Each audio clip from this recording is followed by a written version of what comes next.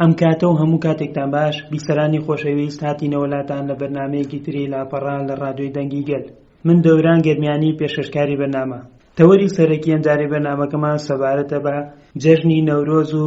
ئەو پێشوازیە گەرم و گوڕێکەوە لە نەورۆز کرا و هەڵسەنگاندن لەسەر نەورۆزی 2725 ئەمساڵ. بۆ مەبەستا میوانداریمان کردووە لە هەواڵ ئامەد شاو، ئەندامی مەجلیسی پارتی ژیانی ئازادی کوردستان پەژاک. هەواڵ ئامەد زۆر بەخێربی. زۆر سپاس. هەواڵ ئامەد، سەرەتا جەژنتان پیرۆز بێ و جەژن لە هەموو بیسەرانی ڕادیۆش پیرۆز بێ. هەواڵ ئامەد، سەرەتا بەوە دەست پێ بکەم کام ڕووداوانەی ساڵی 2724 کاریگەریەکی وایان کرد لەسەر نەورۆزی 2725 ئەم ساڵ کەوا بەو شێوازە گەرم و گوڕ و بەجۆشە بەڕێوە بچێت. سەرەتا هاتنی ساڵی نوێی کوردی ساڵی 2725 و هاوکات جەژنی نەورۆز لە ڕێبەر ئاپۆ لە هەموو گریلاکانی ئازادی کوردستان لە هەر جێگەی کە ئەمڕۆ ناو شەڕ و بەرخودان و تێگۆشاندان لە هەموو ئەو هەواڵانەی کە لە ناو زیندانەکاندا خۆڕاگریەکەن و هەموو دۆست و وڵاتپارێزی ئێمەکە لە زیندانە لە پێناو ئازادیە بەرخودان بەڕێوە دەبن، لە هەموو بنەماڵەی شەهیدان لە دۆست و ئەندام و لایەنگر و وڵاتپارێزی ئێمە و هەموو گەلی کورد و تایبەت گەلی ئێمە لە ڕۆژهەڵاتی کوردستان و تایبەت گەلی نەورۆز و هاوکات ئەو گەلانەی کە ئەو جەشن پیرۆز دەکەن لە هەمویان پیرۆز دەکەم و هاوکات لێرەوە جارێکی دیکە پەیامی سەرخۆشی خۆمان ئاراستەی هەواڵی تێکۆشەر و هاوسەرۆکی پێشووی پارتەکەمان هەواڵ عەبدوڕەحمان حاجی ئەحمەدی دەکەن کە لە 3 ڕۆژ بەر لە نەورۆز کۆچی دوایی کرد. بۆیە تایبەت هاوخەمی خۆمان بۆ کەسوکاری ئەو بۆ دۆست و وڵاتپارێز و هەموو ئەندامان و پارتەکەیشمان دەکەین و تایبەت ئەو جەژنەیش لە ئەوان پیرۆز دەکەین. لێرەوە ئەتوانین بەڵێنی ئەوە بدەین کە ئەو هیوا و ئاواتەی کە هەواڵ حاجی ئەحمەدی هەیبوو بێگومان ئێمە وەک پەژاک تا کۆتایی بەدیهێنانی ئامانجەکانی بەردەوام دەبین لە تێکۆشانمان. تایبەت بۆ ساڵی ڕابردوو بێگومان ساڵێکی لێوانلێو بوو لە خۆڕاگری، لێوانلێو بوو لە شەڕ و هێرش و پەلاماری داگیرکەران بۆ سەر کوردستان و تایبەت ئەوەی لە ڕۆژهەڵاتی کوردستانە ئەوە بوو کە گەلی کورد بە تێگڕا خاوەنداریەتی لە ئەو هەواڵانەی کە لە ناو زیندانەکانە خۆڕاگریەکەن بڵێسەی شۆڕشی ژیانە ئازادی دەگەشێننەوە. لە ڕۆژهەڵاتی کوردستانە خاوەنداریەتێکی مێژوویی کرا، بێگومان ئەوە ڕووداوێکە کە مۆرکی خۆی لە ئەم ساڵی ڕابردووادا و یەک بەرخودانێکی کە لە زیندانە بەڕێوە چوو، دوو خاوەنداریەتێکی کە گەلەکەمان لە ڕۆژهەڵاتی کوردستانە ئەنجامیدا، دوو ئەو ڕووداوە مێژوویەی کە کاریگەری خۆی لەسەر نەورۆز لە هەموو بەشەکانی کوردستان دانا، پەیامە مێژوویەکەی ڕێبەراپۆ لە 27 شوباتی 2025 بوو کە بووە مانیفستۆیەک سەدەی 21 نەتەنیا بۆ گەلی کورد، بۆ هەموو گەلانی ناوچەکە، بۆ مرۆڤایەتی. ئەم مانیفست لە ژێر ناوی هەنگاوی ئاشتی و کۆمەڵگەی دموکراتیک ڕێبەراپۆ ناوی لێنا، ڕەنگێکی کە بە نەورۆز بەخشی ئەو بانگەوازی ئەو پەیامەی کە ڕێبەراپۆ دای ئەو پرۆسەیەکی کە ڕێبەراپۆ لە لای خۆیەوە دەستی پێکرد، بەتایبەت لە پێناو چارەسەری کێشەی کورد هیوا و ڕۆچنێکی نوێی ژیانی دروست کرد و تایبەت توانی ئەو گۆشەگیریەی کە لەسەر ڕێبەر ئاپۆ هەبوو بشکێنرێ و وێنەیەکی ڕێبەر ئاپۆ کە لە ئیمراڵیۆ دەرکەوت و لەگەڵ شانێک کە لەگەلی ڕێبەر ئاپۆ دانیشت بوون، ئەوانە بۆ خۆی ڕووداوایەکی مێژووینە کە لە زەین و مێشکی گەلەکەی ئێمە ماوە و تایبەت لەم نەورۆزە گەلەکەمان و بەتایبەت لە ڕۆژهەڵاتی کوردستان بە بەشداری خۆیان لە نەورۆزی 2725 وەڵامی مێژووی ئەو بانگەوازە مێژوویەی ڕێبەر ئاپۆیان دایەوە. هەڤاڵ ئەحمەد باسێک لە ڕەوشی ناوخۆی ئێران ڕۆژهەڵاتی کوردستان بکەین. دەبینین کەوا دەوڵەتی ئێران لە ماوەکانی ڕابردوودا لە ساڵی ڕابردوودا ڕوبەڕووی کۆمەڵێک کێشە و قەیران بووەوە هەم لە دەرەوە هەم لە ناوخۆدا. بەڵام سەر ڕێەوانە چاوەڕوانەکانەوە بوو دەوڵەتی ئێران کۆمەڵێک گۆڕانکاری بکە هەتا لە نزیکایەتی بەرامبەر نەورۆزدا. بەڵام دەبینین کەوا زیاتر لە 200 کەس تەنیا لە ئاهەنگەکانی نەورۆزدا لە ڕۆژهەڵاتی کوردستان لەبەر بەشداریکردنیان ڕوبەڕووی گرتن بوونەتەوە. ئایا دەوڵەتی ئێران ئامانجی چییە لەو کارانەی لەو پرۆڤۆکاسیۆنانەی کەوا بەرامبەر نەورۆز دەیکات؟ ڕژیمی ئێران پیشەی هەمیشەیەتی پێش هەر نەورۆز لە زستانە شەپۆلێکی گرتن شەلوکوێرانە نێو کۆمەلگا دەست پێ دەکات، ڕەشبگیریەک ڕادەگەیەنێ. ئامانجێکی سەرەکی ئەوەیە کە گەلی کورد هەدەفێکی کە بۆ خۆی دیار کردووە گەیشتن بە لووتکەی بەرخودانە و تایبەت گەشانەوەی ویست و داخوازی ئازادی چارەسەری پرسی کوردە و پەیامی ئاشتەوایی گەلی کوردە کە لە ئاهەنگەکانی نەورۆزە گەلی ئێمە بەرزی دەکاتەوە. ئەی ڕژیم لەو پەیامانە تۆقاوە ترسی هەیە، بەتایبەت ئەوانەی کە چاڵاکن، ئەوانەی کە لە چوارچێوەی سیاسەتی دیموکراتی لە نێو کۆمەلگا کار دەکەن، دەیانەوێت خزمەتێکی بە قەزیەی نەتەوەکەیان بکەن. ئەو ڕژیم لەژێر بەرچەسپ و بیانی و تاوانێک دەیانگرێت و دەیان خاتە زیندانەوە. هەدەفەکە ئەوەیە کە ڕێگری لە ڕێخستنی ئەو چاڵاکیانە بگرێت. دویش هاوکات ئاڵوگۆڕێکی کە لە ناوچەکە دروست بوو، هەندێک ڕووداوی مێژووی یەک ئەو بوو کە لە ناوچەکە پێگەی ئێران لە نیو سەدەی دواییە لاواز بوو بە لاوازبوونی حەماس، بە حیزب الله، بە ڕوخانی ڕژیمی ئەسەد. ئەوانە بووە ڕووداوێکی مێژووی کە پێگەی ئێرانی زەعیف کرد و واتە دەرفەتی تێگۆشان بۆ گەلانی ناوخۆ زیاتر بوو. ئەوەیش بۆ هۆکار ڕژیم هەموو چاوەکانی خۆی بخاتە سەر کۆمەلگا لە هەر بۆنە، لە هەر مەراسم، لە هەر چاڵاکیەک بترسێ و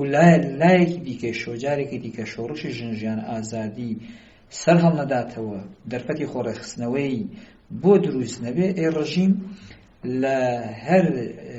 جێگەیەکدا دەرفەتی کار و چاڵاکی لە نێو کۆمەلگا ببینێ، ئەوەیە دەبینین پلاماریان دەدا. ئەوانە دیار بوو ئەنجامی وەرنەگرت کە ڕژیم چەندێکی زەختی لەسەر ئەو کۆمەلگا کرد بە پێچەوانەوە گەل بە بەشداربوونی وانی بە جۆش و خڕۆش. پەیام ئەوەیە کە ئەو کردەوەی ڕژیمیان شەرمەزار کرد و پشتیوانیەکانی خۆیان بۆ ئەوانەی کە خەمخۆر و وڵات پارێز و لە پێناو قەزیەی گەلەکەیان ناتێکۆشانەکەن لە بنەڕەتدا گەڵ خاوەندانەتیان لەوانە کرد. هەڤاڵ ئەحمەد چەندێک گرنگە گەلان لە ڕۆژهەڵاتی کوردستان و ئێراندا هاوشێوەی کاوەی پێشوو ئاگری نەورۆز یان ئاگری تێکۆشانکردن بڵند بکەن بەرامبەر ئەو دەسەڵات و دەوڵەتەی کەوا هاوشێوەی زوحاک لە هەوڵی گرتن و ئەشکەنجەدان و کوشتن و ئێعدامکردنی گەلاندایە. نەورۆز ئەگەر خۆی واتای نوێبوونەوە بێ، هەستانەوەیە، بوژانەوەیە، ژیانەوەیە، سەکۆی ئاشتەواییە، سەکۆی دادپەروەریە، سەکۆی پێکەوە ژیانە، یعنی یەکدەنگی و یەک هەڵوێستی و یعنی ئەوەی کە ویست و داخوازەکانی کۆمەلگای کوردە لە نەورۆزا ڕەنگ دەداتەوە و بەتایبەت گەل کورد جارێکی دیکە بەڵێنی خاوەندارەتی لە شوناس، لە هەبوون، لە ئازادیەکانی خۆی دەکاتەوە. ئەمەش دەگەڕێتەوە بۆ ئەو کارکتەرەی کە لە ڕیشەی کووردا هەیە. گەلی کورد گەلێکی کە زوڵم و زۆری پەسەند ناکا، چەوسانەوە پەسەند ناکا، قڕکردن قبوڵ ناکا. ئیدبۆیە ئەو گەل وەک کاوەی هاوچەرخ دەبینین بە هەڵکردنی ئەو مەشخەڵانە لە بنەڕەتدا ویستی ئازادی خوازی و دیموکراسی خوازی خۆی بەرز دەکاتەوە، داوای کۆمەڵگەیەکی دیموکراتیک، داوای ئاشتەوایی دەکات. لە دژی کێ دەیکات؟ لە دژی ئەو دەسەڵاتەی کە وەک زوحاکێکی هاوچەرخە، ئەو خانیەیەکی کە ئیمڕۆ بووەتە زوحاک، چۆن مێشکی جوانان ئیمڕۆ بە شێوازێکی دیکە دەرخواردی بەرپرسانی دەسەڵات دەدرێ، بە لە سێدارەدانە ئەو شتەیەکە. کاوەکانی هاوچەرخ لە سێدارەیەدەن، تێکۆشەرانی کورد، ڕۆڵەکانی ئازادیخوازی ئێران لە سێدارەیەدەن. ئەوە تاریکی باڵ بەسەر کۆمەلگا دەسەپێنێت بەو کردەوانەی ڕژیم، وەحشەتە، تۆقانە، بڵاوبوونی شیرازەی کۆمەلگایە، یعنی ئەو پێکەوە ژیان لە ناوە بە. بەڵام نەورۆز ئەوەی کە دروستی کرد سەیرەکەین ڕۆشنایی دروست دەکات، هیوایەک ئاواتێک بەخشێتە کۆمەلگا، ئەو کۆمەلگا هەست بە هەبوونی خۆی دەکات، ئیرادەی لەلا دروست دەبێت و واتە بەڵێنی درێژەدان بە تێکۆشان دەدا. ئەوەیە لە پێناو ئامانجێکە کە هەیە بۆ گەیشتن بۆ ئامانجە تێکۆشان دەکات. ئێوە دروشمانەی کە لە نەورۆزەکانە بینیمان بەرزکرانەوە، نەورۆزی کاوەکانی هاوچەرخە، دروشمی کاوەکانی هاوچەرخە، مەزلومەکانی هاوچەرخە، زەکیەکانی هاوچەرخە و ڕەخشانەکانی هاوچەرخە و تا بە دوایی کە ئیمڕۆ تێ دەبێتە هەمان خۆراگری و گەریلاکانی هاوچەرخ کە ئیمڕۆ لە کوردستانە چۆپی ئازادی دەشەکێننەوە بە چەکێک لە بەرامبەر هەیولایەکی دڕندە قاومەت دەکەن، بەرخودان دەکەن. ئەو لە بنەڕەتدا بووە هۆکاری ئەوەی کە نەورۆزێکی مەقاومەتە، نەورۆزێکی بەرخودانە و گەلی کوردی شونگەلێکی ناوی لێراوە، گەلێکی نەورۆز شونگەلێکی خۆراگرە، گەلێکی تێکۆشەرە لە پێناو بەدیهێنانی ئامانج و ویست و داخوازەکانی خۆی بەڕێوە دەبات و نەورۆزیش ئیمڕۆ دوودکەی ئەو تێکۆشانەی نیوسەدەی دوایی کووردە کە لە هەموو بەشەکانی کوردستانە ئیمڕۆ کێشەی کوردی بەڕێگەیەکی ئاشتیانە و دیموکراتیک دەیەوێ بەرەو چارەسەری ببە. هەواڵ ئەمەد پێویستەکە دەوڵەتی ئێران چۆن سەیری ئەو بەشداربوونە بەرفراوانەی گەلان بکات یان گەلی کورد بکات کەوا بەو شێوازە بەشداری نەورۆز دەبن و تەسلیمی سیاسەتە چەپەڵەکانی دەوڵەت نابن و هەروە مقاومەتی بەرامبەر دەکەن و ئیرادەی خۆیان ئەساس دەگرن. نەتەنیا ئێران، دەوڵەتانی ناوچەکە و حتا سیستمی هەژمونگرایی جیهان ناتوانن کۆڵی لەو تابلۆی لە کوردستانە هەیە بکەن. گەلی کورد گەلی نەورۆزە، گەلێکی بەرخودانە، گەلێکی ئازادی خوازە و لە پێناو ئەوەیشە دەبینین تێکۆشانی بووەکە و ئەو تابلۆی لە هەمووی کوردستانە ئەگەر سیرکەین وێنە و پەیام و ویست و داخوازێکی گەل کە هەیە ئازادی ڕێبەر ئاپۆیە و ڕێبەر ئاپۆ بێت ناو گەلەکەی خۆی، هەبوونی هەبێ سیاسەت بکە و ڕێی گەلەکەی ڕوونی بکاتەوە. لە ئەساسا بەشداری گەلی ئەمە لە هەر چوار بەشی کوردستان و لە دەرەوەی وڵات بەشداری جیالەوەی کە بۆ نەورۆز بوو، بەشداری گەلی کورد و دۆستانی کورد بۆ بانگەوازی ئاشتی و کۆمەڵگەی دیموکراتیکی ڕێبەر ئاپۆ بوو و گەلی مەی کوردیش لە ڕۆژهەڵاتی کوردستانە پارچەیەکی لەوەیە. ئەو کاتە ڕژیمی ئێران و دەوڵەتە داگیرکەرەکانی دیکە دەبێ ئەوە ببینن کە ناتوانن نیکۆڵی لەو ئیرادە بکەن، ناتوانن بە بەرچەسب لێدان هەبوونی کورد ئینکار بکەن، کورد قڕ بکەنەوە. بەڵکو ئیمڕۆ چه هەنگاوێک هەڵبگیرێ لە ناوچەکە بەبێ کورد ناگیرێ، چۆن دیارەیەکی کورد لە گۆڕەپانی لەشکریە هێزی خۆی پیشانی ڕایگشتی جیهاندا کە ئیمڕۆ گریلان وێنەرایەتی ئەوەیەکە، گەلی کورد لە بواری فکر، فەلسەفە، بیردۆزی، پارادیگما بە پێشنگایەتی ڕێبەر ئاپۆ سەلماندی کە چ بکرێ لە ناوچەکە بەبێ ڕێبەر ئاپۆ گەلی کورد ناکرێ. لە گۆڕەپانی ئاشتەوایی لە نێو گەلانی هەرێمەکە و بەدیهێنانی ئاشتی و دیموکراسی لە ناوچەکە جارێکی دیگە گەلی کورد ئەو هێمایە نیشانی ناوچەکانی جیهاندا و بۆ ڕۆژهەڵاتی کوردستانیش نەورۆز جارێکی دیکە سەرکۆیەکە کە گەلی کورد هێزی خۆی پیشانی دنیادا، کولتوری خۆی پیشانی دنیادا، زمانی خۆی پیشانی دنیادا، دەستڕەنگێنیەکانی خۆی پیشانی دنیادا، فرەڕەنگیەکی کە لە کوردستانە هەیە نیشانی دنیادا. ئایا چه هێزێک ئەتوانێت ئیدر ئەو هەبوون ئەو ئیرادە ئەو هێز وەلاوە بنێ؟ ممکن نینە. ئەید بۆیە ئەم نەورۆز ئێمە وەک پەژاک ناومان لێنا نەورۆزی بەرخودان و نەورۆزی ئازادی لە پێنا ئەوە کە ناومان لێنا چۆن گەلی کورد ئازادی دەبێت بۆ ئەوەی کە ئازادیش دەستە بەربێ بەرخودانی بووەکە تێکۆشانی بووەکە کە تا ئازادی دەستە بەر بێت. ئەوەیش فۆرم و ڕێبازێکی تێکۆشانی دیموکراتیانەی گەلە کە گەلەکەمان بە ڕێگەی کۆمەڵایەتی بە ڕێگەی کولتوری بە دیپلۆماسی کۆمەڵایەتی خۆی مەسەڵەن سەکە هێزنوێنی لە ناوچەکە کرد و کەسی ئیدە ناتوانێت کۆڵی لێکات چون گەلێکی دیکە کە بەو شێواز بەڕێخستنی و بە جۆش و خڕۆش کە بە پیری نەورۆزەوە بچێ نابیندێ. تایبەت لە ڕۆژهەڵاتی کوردستانە کە ئیدە ڕژیم خۆی بە فاتحی کۆمەلگا بەناوە کرد، کۆمەلگای فتح کرد، شۆڕژی ژنجیانە ئازادی بە کۆتایی هێنا، هەژمونی خۆی بەسەر کۆمەلگا سەپاند، پێشتریش ڕامانگەاند بوو ئەوانە خەیاڵێکی خاوە. هەمووی ئەو گەرم و گۆڕی و جۆش و خۆشەکانی نەورۆز لە هەموو شار و گوند و ناوچەکانی ڕۆژهەڵاتی کوردستان و تەنانەت بەشێک لە شارەکانی ئێرانە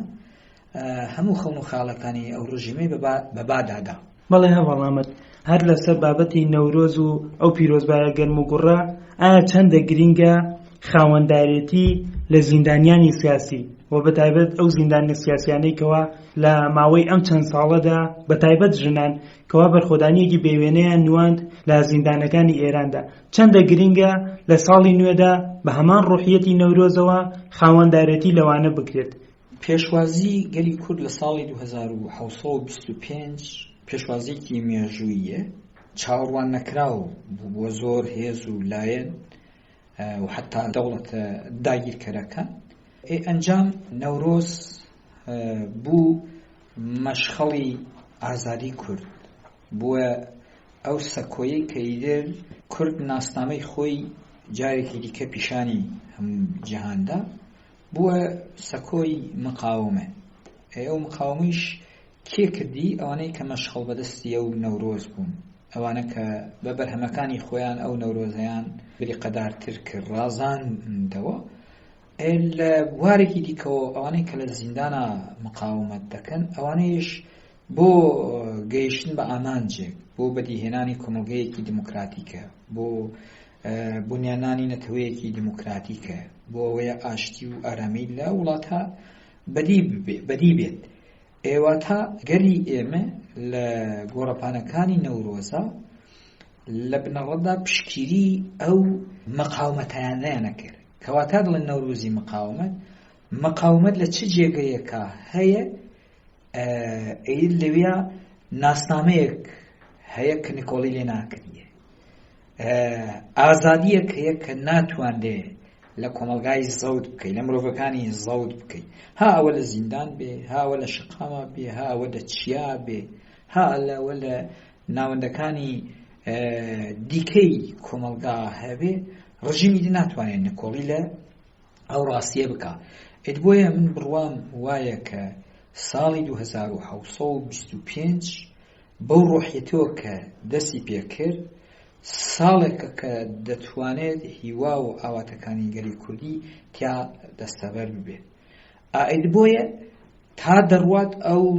نەورۆز گەورەیە بێ، وا تا بەرخودان گەورەیە بێ، وا تا ئازادی گەورەیە بێ کە چەندێوە گەورە بوو دیموکراسی بەرقرارە بێ، دادپەروەری بەرقرارە بێ، واتا زۆم و زۆریەکان سنووردار دەبن، چەوسانەوەکان سنووردار دەبن، نکۆڵکاریەکان ئیدی وەلاوە دەنرێن. بۆیە تێکۆشانێکی کە ئێستا گەل ڕاستەو خۆ یا ناڕاستەو خۆ بەڕێوە دەبا ئەنجامە ئیستراتژیەکی سەردەمی تێکۆشانی کوردە کە گەل تێدا بەشدارە. ئەو شەڕەیە کە ئێمە دەڵێن شەڕی شۆڕژگەری گەل کە گەل تێدا بەشدارە، واتە لە بەشی کۆمەڵایەتی ڕێخستنبوونی ئەو دیپلۆماسی ئەو کولتوریەکەی سێرەکەن گەل خاوەندارەتی لێیەکە دووشمەکەیشی دیارە ئازادی بۆ ڕێبەر ئاپۆیە چارەسەری بۆ پرسی کوردە ئەگەر ئەو ڕژیم ئەو دەنگەی کە بەرز دەبێتەوە نەیبیستێ ئەبێمان شەپۆلێک مەوجێکی کە دواتر ئەو نەورۆز بەدوای خۆیان دەیهێنێ ڕژیم بەرگەی دەگرێت یان نایگرێت دەبێ لێکۆڵینەوە لەوانە بکە پێناسەی نوێ خوێندنەوەیەکی تازە بۆ ئەو بابەتانە بکە ئێمەش بە هیواینە کە ئەم ساڵ بێتە ساڵێکی چارەسەری بۆ پرسی کورد لە هەموو بەشی کوردستان و بەتایبەت ڕۆژهەڵاتی کوردستانیش و ئەو ڕژیمەیش پێویستەکە گەیدر هەنگاوێک کە ئێوە باستان کرد کە ئیمڕۆ ڕژیم بەڕواڵەت هەڵی دەگرێ و هەنگاوانە بە یاسایی ببن مایندە ببن کە ئەو زەخت و زۆریانەی کە دەبینین ئیدە لەسەر ئەو کۆمەلگا هەیە کە لە شوناسیان وە دووریان دەخا کە کۆیلایەتی بەسەر ئەو کۆمەلگا دەستەپێنێ ژن کوژی و کورد کوژی و کۆمەلگا کوژی لەسەر ئەو کۆمەلگا دەستەپێنێ دەبێت کۆتایی بە ئەوانە بێت چون ئەگەر نەیە دەبینین بە پێچەوانەی خەونەکەی ڕژیم پلان و سیاسەتەکەی ڕژیم کە کۆمەلگا بچووک بێ کورد بچووک بێ پێچەوانەی کورد گەورەیە بێ فراوانتریش دەبێت و کورد بۆ خۆی قەزیەی کورد دەتوانێت یەکلایەنە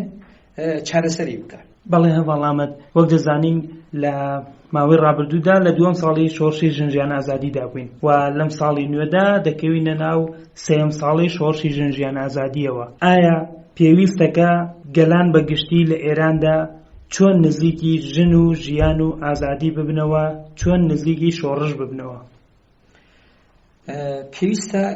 گەلی ئێمە چون گەلی نەورۆزە گەلی خۆڕاگرە گەلی ئازادی خوازە گەلێکە کە بە فەلسفەی ژنجیان ئازادی خەملێنراوە دەبێ وەک ئاهەنگەکانی نەورۆز وەک ڕەنگێکی کە ژن هەیبوو لە ئاهەنگەکانی نەورۆزە لە هەموو ساتەکانی ژیان لە هەموو گۆڕەپانەکانی ژیان ئەو عەقڵیەت ئەو زەهنیەت ئەو ڕوانگە و ڕەفتار پەرەی پێ بدرێ گەشە بکە واتە ویستی ئازادی خوازی ئەمە تەنیا لە ڕۆژێکا سنوردار نەبێ چۆن دەبینین پێشنگایەتی نەورۆز ژن جوان کردیان. هەواڵامەت ئایا دەتوانین بڵێن کەوا ئەو جۆش و خرۆژەی لە نەورۆزی ئەم ساڵدا هەبوو هەمان کاریگەری شۆڕشی ژنجیان ئازادیە کەوای کرد ئەم ساڵ بە ڕەنگ و بۆن و شێوازێکی زۆر بە هەیەجانتر بەڕێوە بچێت؟ ئەو گومانی نییە چۆن گەلێکی پێکاتەیەکی کە ئازادی خواز بێ چ دەرفەتێکی تێگۆشان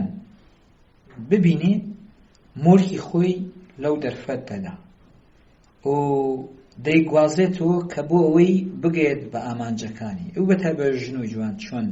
شۆڕشێکی کە بەرپا بوو پێشەنگی ئەو شۆڕشە بوون ئەجارێکی دیکە نەورۆزی 2725 لە ئەنجامە گێڕانی ئەو شایی ئەو سەرکەوتن و ئەو دەستکەوتانەی کە ئێمە لە ڕۆژهەڵاتی کوردستانە وەدەستمان هێناوە گەل خاوەندارەتی کرد یعنی سەبتی کرد بە مێژووی کرد بە ڕەنگ و بۆیەکی کە پێیدا بە پەیامێکی کە پێیدا ها بە دیمەن بێ ها بە دەنگ بێ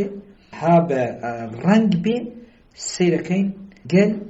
جارێکی دیکە ئەوەی سەلمان کاو شۆڕش زیندووە کاو شۆڕش جارێکی دیکە شوعلەکانی تا دەڕوات گەشتر دەبێت دیارە ژن و جوان پێشنگایەتیان تێدا کرد و بێگومان لە 7 ساڵێک و تا 7 ساڵ ڕۆڵیان هەبوو لە ناو نەورۆزە بۆیە ئێمە دەستخۆشی لە هەمووی ئەو گەلەمان دەکەین کە بە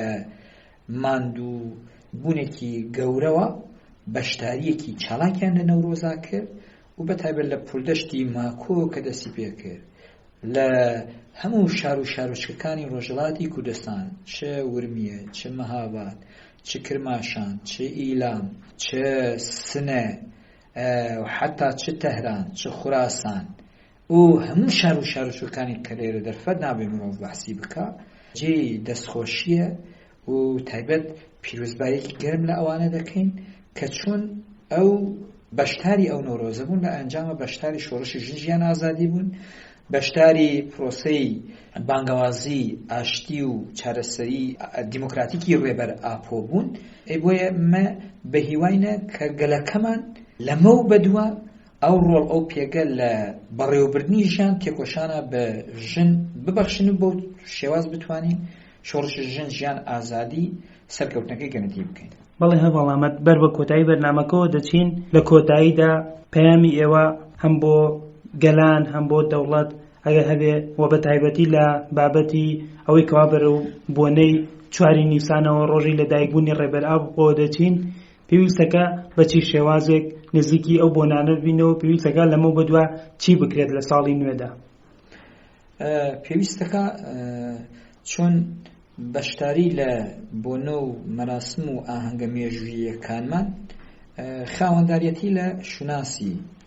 خۆمانە و ئەوەی دژمن تا ئێستا ڕەنگ و پێناسە و جیاوازی لەسەر داناوە بۆ کاڵکردنەوەی بابەتەکە کردوێنە و تا ئێستەیش زۆر هێز لایەن کەس بەردەوامن لەو سەپاندنی چەمکە سەقەتەی خۆیان بەسەر گەلانە یا بەلا ڕێدابردنی گەوهەری نەورۆز پێویستەکە بە ئەو جۆش و خۆشەی کە نەورۆز پیشاندرا بە چاونەترسیەکی کە دەرکە و فیداکاری و دڵسۆزی و قارمانیەکی کە گەورە بینیمان لە هەموو جێگانە ئەو ئاهەنگ پیرۆز کرا پێویستەکە ئیستارتی دەستپێکردنی بانگەوازی ئاشتی و کۆمەڵگەی دموکراتیک بێ بەو ئیستارتەوە ئێمە سەردەمێکی نوێ دەست پێ دەکەن چون نەورۆز واتە ژیانێکی نوێ بوونەوەیە کورد استراتژیکی نوێ دەست پێ دەکات ئەو نەورۆزەیش بەو بانگەوازەی ڕێبەر ئاپۆ خەمرێنرا بۆ ئەوەی بیگەێنە هەدەف ئامانج پێویستەکە ئەرک و بەرپرسیاری مێژوویی خۆمان باش بەجێ بێنین بە بەرپرسیار بجوڵینەوە چه بەرپرسیاریەک دەکەوێتە سەرشانمان نابێ درێغی لێ بکەین و گەوهرەی ئەو بانگەوازی ڕێبەر ئاپۆ لە ئەساسا ئەوەی کە لە نەورۆزە بەرز بوویەوە ڕاگەێنرا خاوەنداریەتی لێکرا ئێوە ویست و حەز و داخوازی هەموو گەلێک و هەموو ئازادی خوازێکە لەو پێناوە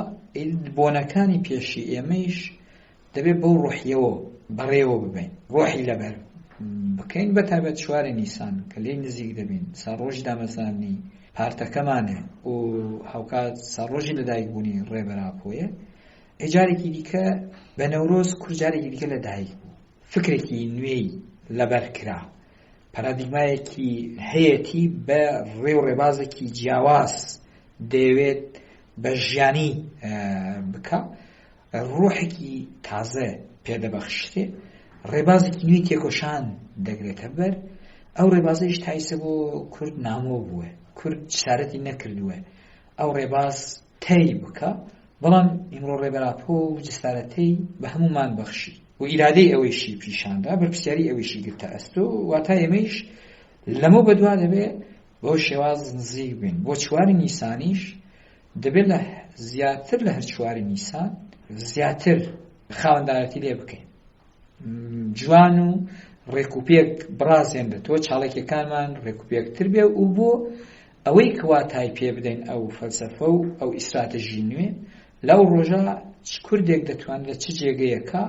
دەبێت نەمام بچێنێ بۆ چون واتای ژیانەوەیە واتە سەوزبوونەوەیە واتە ژینگە پارێزیە واتە لەبەرکردنی گیان بە شتێکی کە گیان لەبەر نییە ئەیدک دیارە ئیمڕۆ ئەوانە لەگەڵ فەلسەفەی ڕێبەر ئاپۆ یەک دەخوێننەوە ئەو کاتەی ئێمە تەنیا لە ڕەهەندێکۆ نابێت ئەو تێکۆشان بکەین تێکۆشانێکی فرە ڕەهەندە دەکەین کە نەتەنیا خزمەتی مرۆڤ خزمەتی ژینگە پارێزی خزمەتی ژینگە خزمەتی ئەو دەرفەتانەی کە ئێمە لە ناوی داین ژیان دەکەین دەبێت ئەو تێکۆشانی ئێمەش خزمەتی ئەوانە بکە و تا دەڕوات دەبێت گەلی کورد